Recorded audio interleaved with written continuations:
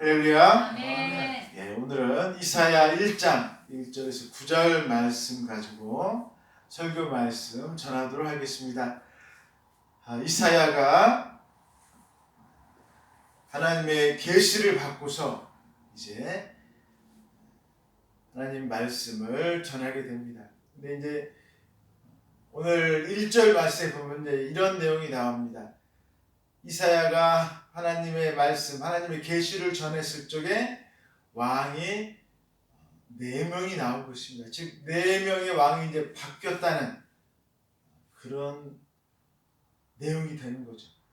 이렇게 4번이나 바뀌는 동안에 이사야는 하나님의 계시를 받아서 백성들에게 또 왕에게 가서 하나님 말씀을 전하게 됩니다. 전하게 되는데 오늘 이제 1장에 나오는 내용은 간단하게 말씀을 드리자면 오늘 우리가 읽은 1절에서 9절 말씀은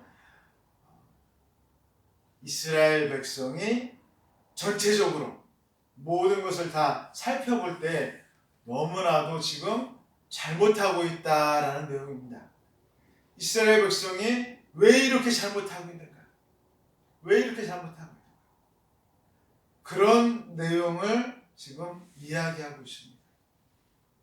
이렇게 잘못하면 안 되는데 왜 이스라엘 백성은 이렇게 잘못을 하고 있는가라는 내용이 전체적으로 나와 있고, 그렇게 한다면, 이런 잘못을 계속 한다면 하나님께서 어떻게 하실 것인가에 대한 심판의 메시지까지 나와 있습니다. 그래서 오늘 그 말씀에 대해서 여러분들에게 전하도록 하겠습니다. 첫 번째 말씀은 바로 이스라엘 백성의 거역했다라는 내용이 나오고 있습니다. 자, 누가 누구를 거역했을까요? 이스라엘 백성이 하나님을. 그렇죠. 이스라엘 백성이 하나님을 거역했다는 거죠.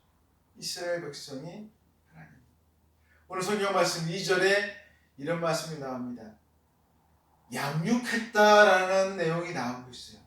여러분, 양육했다라는 것은 누가 어느 상황에서 씁니까? 부모가 자식한테 사용하는 단어입니다.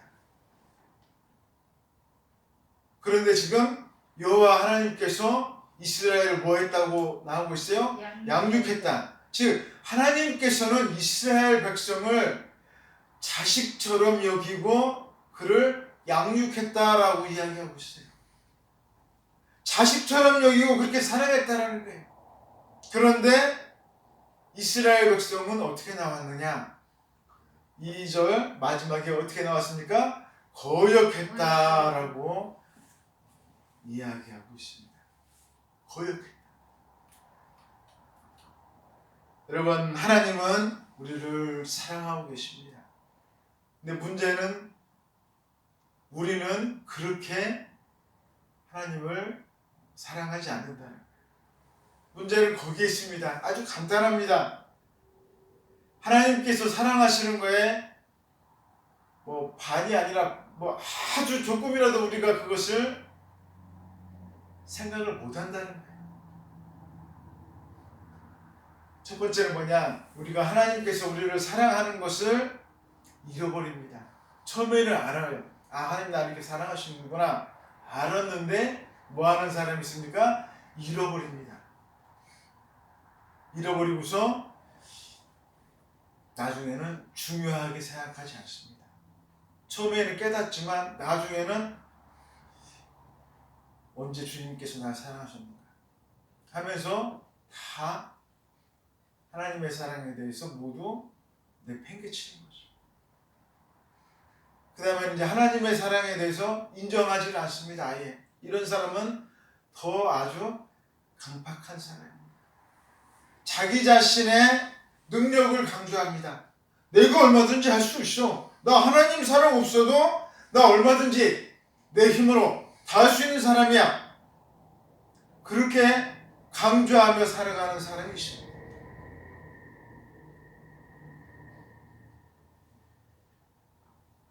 즉 하나님을 거역했다는 게 무슨 뜻입니까? 여기 지금 1절, 2절 마지막에 거역했다고 하는 것은 다른 게 아닙니다. 하나님의 말씀을 무시하고 하나님의 말씀을 두려워하지 않는다는 거예요. 자기 마음대로 산다는 것입니다. 자기 마음대로. 그 예가 3절에 나와 있습니다. 3절에 여러분 뭐라고 나와 있죠? 예, 소와 나귀의 예를 들어서 얘기하고 있습니다. 소도 그 주인을 안다는 거예요. 여기 임자 주인이죠. 나귀도 그 주인의 부유를 알건만 이스라엘은 알지 못하고 나의 백성은 깨닫지 못합니다. 소가 주인을 어떻게 알겠습니까? 먹이를 주니까. 여러분 다른 사람이 와서 소에게 먹이를 주나요? 주지 않습니다. 왜 주지 않을까요? 자기 소가 아니니까 절대 먹이 주지 않아요. 왜 남의 소에게 먹이를 주겠어요? 자기 양심만 충분하지 절대 주지 않습니다. 소에게 먹이를 주는 이유는 뭐예요? 자기 소기 때문에 먹이를 주는 거예요. 아멘. 자기 집에 있는 가축이기 때문에 먹을 양식을 주는 거예요. 여러분 하나님도 마찬가지라는 거예요. 하나님께서 우리에게 왜 사랑을 베풀어 주시겠습니까? 하나님의 자녀이기 때문에 그러는 거예요. 아멘. 하나님께서 우리를 사랑하시기 때문에 우리에게 사랑을 베풀어 주시는 거예요. 아멘. 여러분 강아지가 사랑받는 이유가 뭐겠습니까? 주인을 알아보기 때문에 그렇습니다. 주인을 알아봅니다. 밥 주는 주인을 꼭 알아봐요. 근데 밥 안 주는 사람이나 뭐가 지나가면 어떨까요? 계속 짖어댑니다. 계속 짖어도 돼요. 모르는 사람이 왔다 이거예요. 하지만 주인이 오면 어떻습니까? 정말 좋아합니다. 여러분 강아지는 받은 사랑에 대해서 배신하지 않습니다. 오늘 이 3절 얘기가 그 얘기예요. 소나 나귀는 받은 사랑에 대해서 배신하지 않는다는 거예요. 그런데 누구는 그렇지 않다는 거예요? 이스라엘 백성. 이스라엘 백성은 그렇지 않았다는 거예요. 그토록 하나님에게 대해서 사랑을 많이 받았음에도 불구하고 어떻게 거역하면서 나한테 하나님 앞에 이럴 수 있느냐고 이사야를 통해서 하나님께서 지금 말씀하고 계십니다.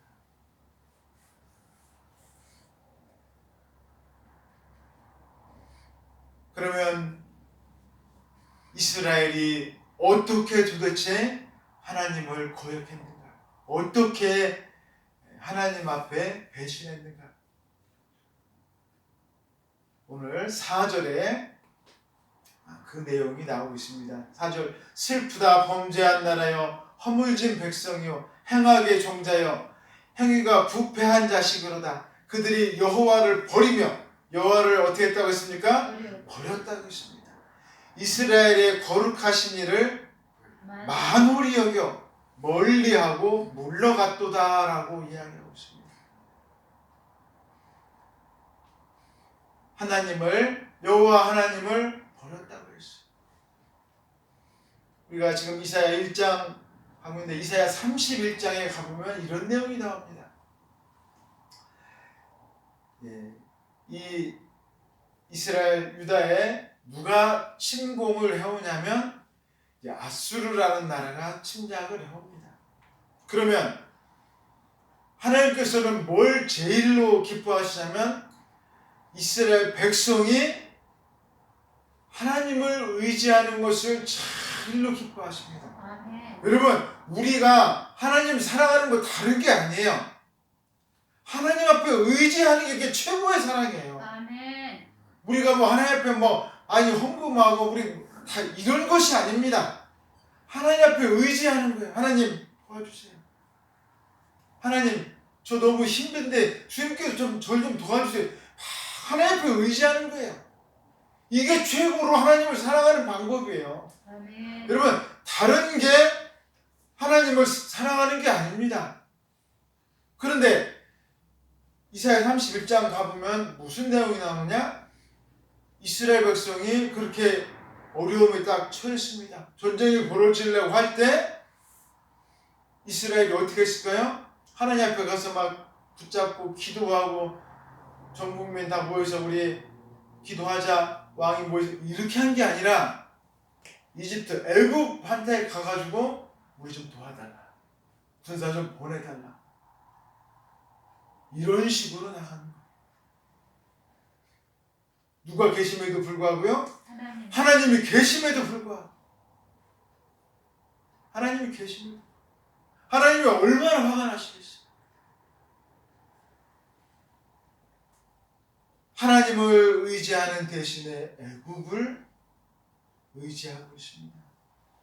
여러분, 신앙이라고 하는 것은 현실에서 만나는 거예요.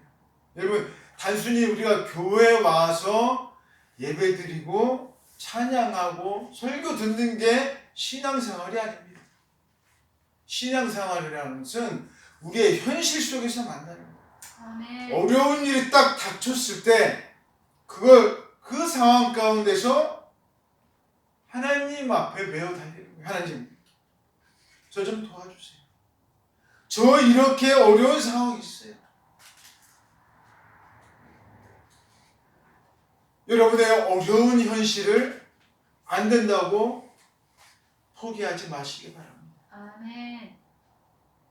하나님 앞에 나가세요. 하나님 앞에 가셔서 여러분의 문제를 내어놓고 기도하실 때 그것을 제일로 기뻐하시는 분이 하나님이시라는 것을 잊지 마시기 바라겠습니다. 아멘. 다른 걸로 해결하지 마시고 현실 속에서 하나님과 해결하시기를 바라겠습니다. 아멘. 그런데 문제는 뭐냐? 5절 말씀에 보면 이렇게 나와 있습니다. 너희가 어찌하여 매를 더 맞으려고 패역을 거듭하느냐? 더 하더라는 거예요. 갈수록 이스라엘이 잘못해서 하나님께서 혼내주고 정말로 깨달았겠지,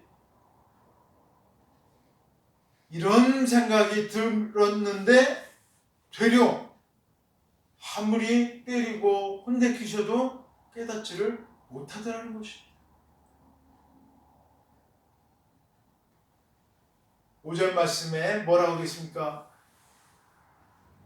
온 머리는 병들었고 마음은 피곤하였으며 라고 이야기하고 있습니다. 육신이 잘못됐으면 고칠 수가 있습니다. 근데 지금 이스라엘은 어디가 잘못됐어요? 머리가 병들었어요. 생각하는 그 자체가 이미 악한 데로 가고 있어요.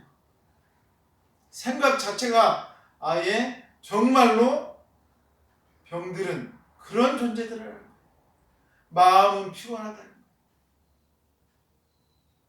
여러분, 사람의 마음이 깨끗하고 정결해야 됩니다. 하나님께서 말씀하시기를 우리에게 정결한 마음을 원하십니다. 아멘. 그런데 벌써 마음 자체가 피곤한 거야. 악한 마음만 품고 있습니다. 이거 어떻게 하라는 거예요? 깨닫지 못하고서 더 맞을 행동만 계속하고 있습니다. 우리가 잘못했을 때 하나님께서 우리를 깨닫도록 하나님께서 우리에게 징벌을 내려주십니다. 그럼 우리가 내가 잘못했구나, 내가 이러면 안 되지, 올바른 길로 가야지.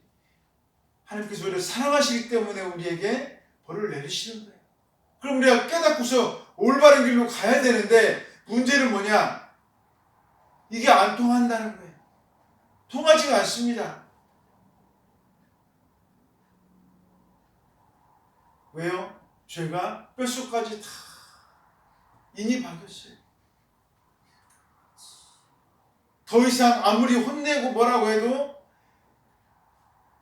이게 통하지가 않습니다. 여러분, 잘못된 길로 가고 있는 사람은 자신이 잘못된 것을 알지를 못합니다. 여러분, 자기 자신이 잘못된 것을 알면 어떻게 할까요? 권리 안 가겠죠. 잘못된 길로 가지 않습니다. 자기 자신이 잘못된 것을 아는 사람은 그 사람은 바로 그 길로 가지 않아요. 문제는 우리가 모두가 다 이스라엘 백성들 지금 다 잘못된 길로 가고 있는데 아무리 이야기를 해도 모두가 듣지를 않는다는 거예요. 아무리 이야기해도. 이 얼마나 큰 문제입니까? 아무리 하나님 말씀을 이야기해도 하나님의 말씀에 대해서 그 말씀을 받아들이지를 않는다는 거예요. 말씀을 받아들여서 내가 정말 잘못했구나. 하나님 말씀으로 내가 올바로 가야지. 이런 생각을 가지고 있지 않다는 거예요. 이런 생각.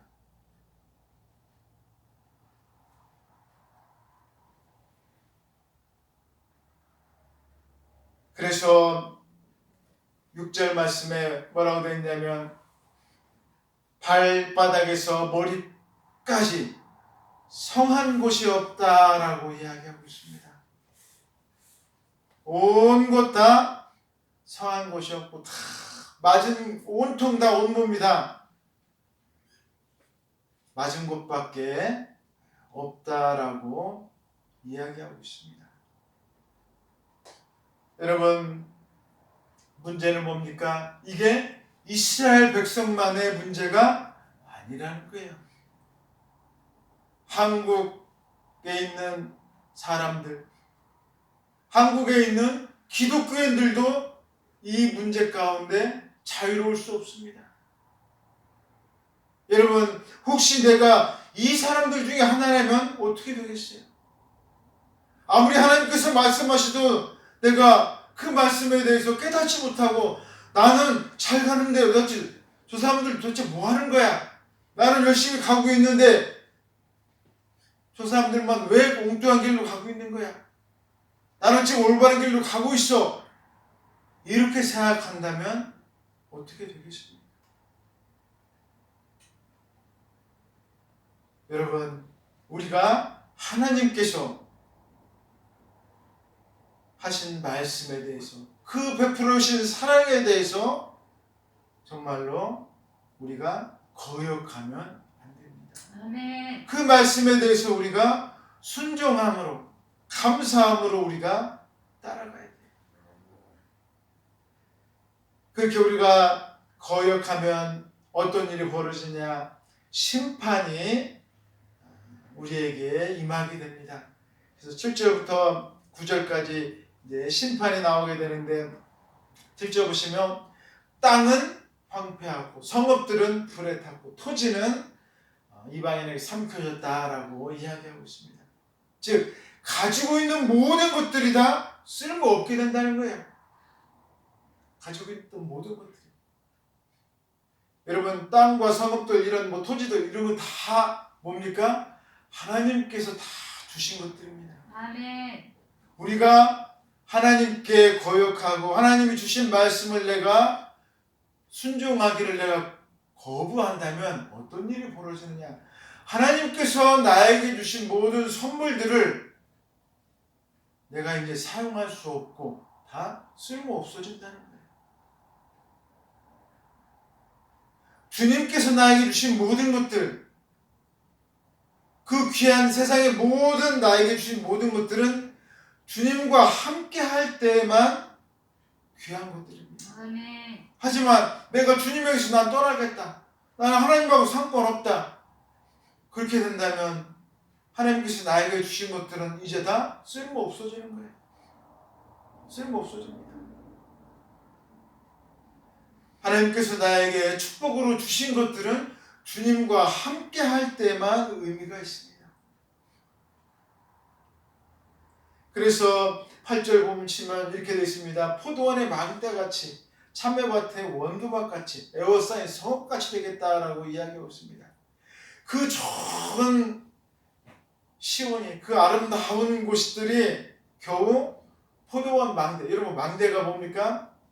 그 지키는 거잖아요. 그 밭이 있으면 그 원두막에 앉아서 지키는 거 하나 같다는 거예요. 그냥 다 이제 그 아름다운 땅들이 다 없어지고 그 원두막 하나만 이제 남게 된다는 거예요.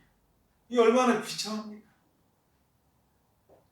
가지고 있는 그 중요한 모든 것들이 이제 다 하찮아지고 모든 것들이 다 없어진다.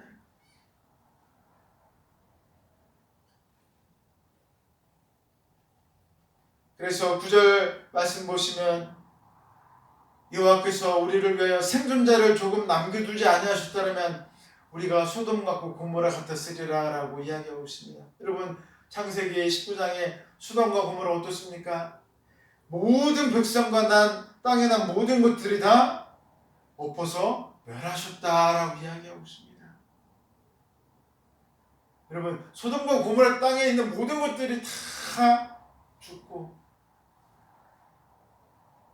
완전히 다 멸망의 터가 되어버렸어요. 하나님께서 우리를 불쌍히 여기시지 않으시면 다 그렇게 된다는 겁니다.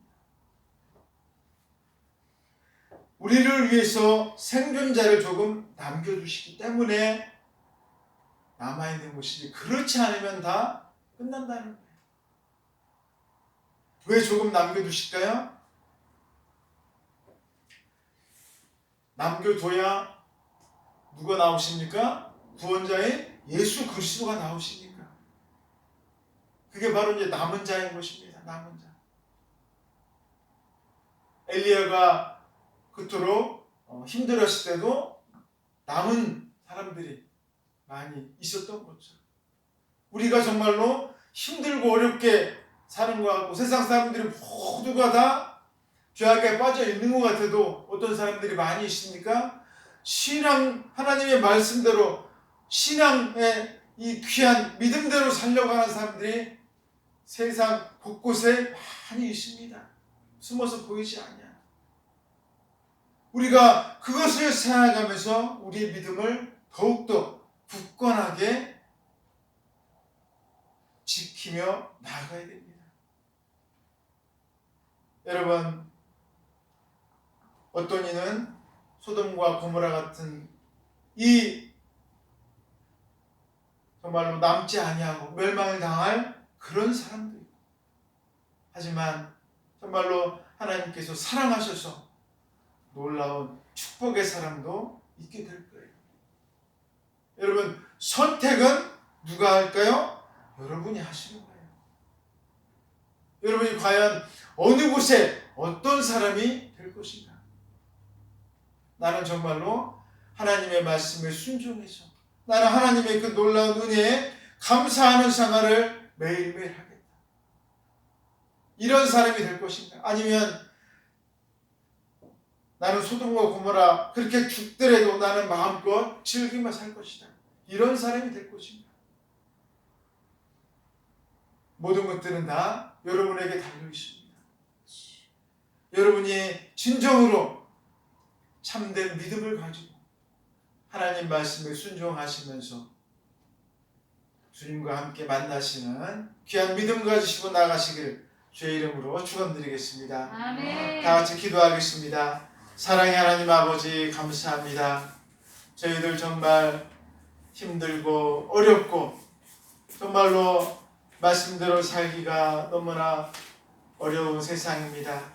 이 땅에서 하루하루 살아가는 동안에 최선을 다하고 주님 말씀 순종할 수 있도록 인도하여 주옵소서. 아멘. 감사드리오며 우리 구주 예수 그리스도의 이름으로 기도드리옵나이다. 아멘. 아멘. 주기도문으로 예배를 마치겠습니다. 하늘에 계신 우리 아버지여 이름이 거룩히 여김을 받으시오며 나라의 임하옵시며 뜻이 하늘에서 이룬 것 같이 땅에서도 이루어지이다.